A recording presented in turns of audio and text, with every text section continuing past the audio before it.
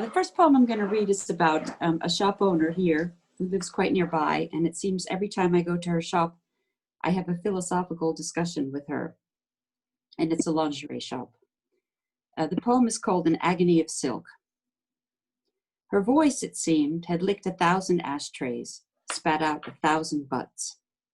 She was big-busted and tall, with bleached-dead hair, no longer young.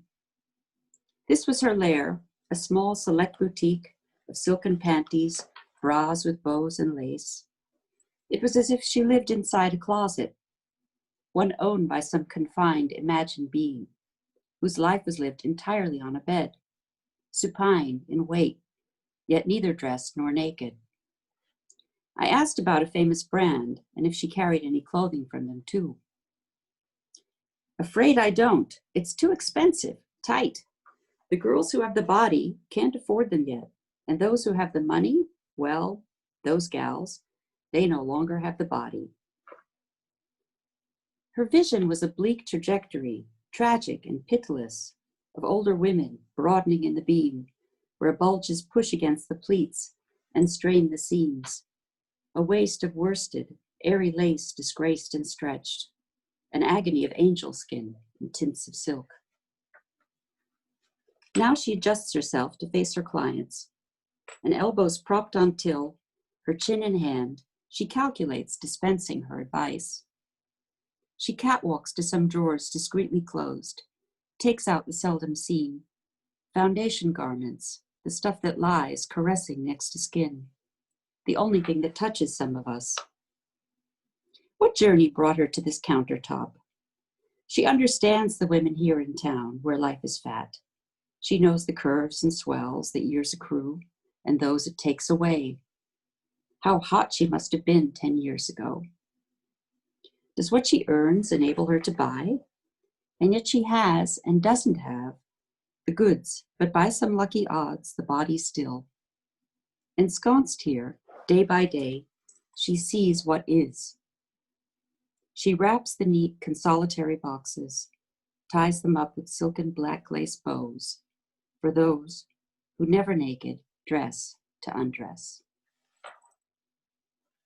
The next poem I'm going to read, some of you might be familiar with Louise Bogan's poem about brown animals and about the rarity of bluish animals, which was in turn based on notes she made on the journals of Henry David Thoreau, where he also noted the rarity of blue animals.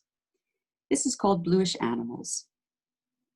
Bluish monkeys, one small shrew, the cat they call the Russian blue, the purebred rat, and peacocks too. Yes, bluish on the land are few, but bluebird is defined by blue, and countless sorts that fly or flew. The largest animal's the whale. His head is blue, and so is his tail. So many fish are blue of scale. Being confined to air or sea, these challenge visibility, as though for God especially. For camouflage may make us blind, to earthly elements confined, while blue is heaven's private mind. For sea and sky have no real hue, it's like they borrow shining through. Although they may be hard to view, a wealth of animals are blue. I'm going to read this poem because the title, which seemed current at the time, is becoming increasingly quaint, and the title of this poem is ATM, which is Automated Teller Machine. ATM. Somehow it's sexual, the rim crotch high, the shuffling buttocks, the hands fumbling in secret. Gone, the dainty dialogue, the date stamp in the little leathery book of records at set times. Now, an onanism of cash, walls with mouths. And I'm going to read this poem, which is called Little Naomi. And this poem was inspired by seeing Baz Luhrmann's remake of The Great Gatsby. He's colorized and caught New York. It's 1922, when Mommy, my Naomi, was a little toddler Jew. I've seen old family photos of her playing in the park. The sepia imbues her eyes with dusky, driven dark. And outside in the snow she sleds with brother Ithiel, an angel's name that only Jewish kids could try to spell.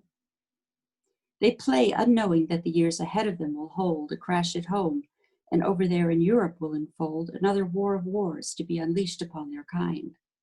It wasn't yet on Gatsby's or on Scott Fitzgerald's mind. Just the sound of money hovering round his honey, and my rinky-tink furred-robed 3-year-old Naomi. Meyer Wolfsheim takes his pay, the bad wolf of his day, in a vaguely prescient Wolf of Wall Street way. He's grizzled quite grotesquely, beaky, heavy-browed, a rat. Arnold Rothstein, kingpin fixer, didn't look like that. Naomi is now 94. She seldom leaves her bed. No Gatsby, no DiCaprio, no East Egg in her head. But in the corner of the screen, curbside, looking shy, amid all of the extras, carriage drivers, passers-by, a 3-year-old is walking with her daddy hand in hand. There's the muff, and there's the cap, and here's our newfound land. The next poem I'm going to read because it's not in my book, but I'm going to read it. It was published some time ago because I'm very nostalgic for air travel. It's called British Airways. And this is about those in-flight magazines that you get in the pocket. In the pocket of a British Air armchair, an in-flight magazine in flight flaps in its centerfold a cartography of routes, routed in red an empire of aeroplanes. The arc seemed phonic as Pisa leads to Tunis, Newquay to Cork, and Killarney can Kilkenny. Jersey mimics Guernsey, Glasgow ends as Carlow, and Nairobi swallows Cairo. Not imperial, yet imperial, the panoply of red lines like spokes of a colored umbrella, spreading out from London's hub, covering and eclipsing British mails, British rails, cleaving happy ozone trails. I'm going to read the title poem of my book, which I think is more familiar to some of you, but because it is the title poem of my book, I'm going to read it. And it's about a bath toy that was common for Victorian children in North America and Canada. And it came to be known as a frozen Charlotte doll, and it became associated with a ballad tradition about a young woman who froze to death on her way to a ball. Frozen Charlotte. I am a doll of ivory bisque. I was a girl, but was too bold. To preen in silks I dared to risk the open sleigh. I don't grow old. A girl of flesh who died of cold. I froze while riding to the ball, to end in ice and snowy pearls. I thawed in kilns a molded doll, a pocket vanitas for girls.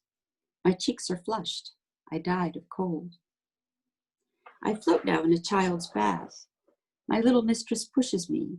From rim to rim or to her mouth, they've taken all my finery. A doll's not flesh. I don't get cold. I'm safe for play, no moving parts. My price is small. I'm bought and sold.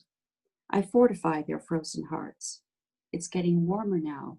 It's told on mountain roads. I died of cold. And the next poem I'm going to read is a bit of a fancy, and I never could figure out what inspired it. And I realized later it was probably Swift's meditation on a broomstick, or my dog. This is called The Matchstick Man. The matchstick man takes great leaps on his one pale leg, bounds with relish, saltates with snap, florid, russet-haired, bulbed like a baster, slubbed with sulfur. He smiles dithyrambs, ardent as a dog, ecstatic to see me. Suddenly he leaps, spins to a headstand, grovels along the emery, a long, intense nuzzle of the head until it flicks into flame, his browning glory. A forest fire of one with our rough places. Mouse time. They say all creatures' hearts may last an equal number of beats, 1 billion for the whale as for the mouse, an equal measure to be drawn. And so the whale's slumbers drum for decades dilates water rings. And so the mouse from dawn to dawn spins whole seasons on a wheel. The scrap of mammal sings a rushed song of hurrying mouse.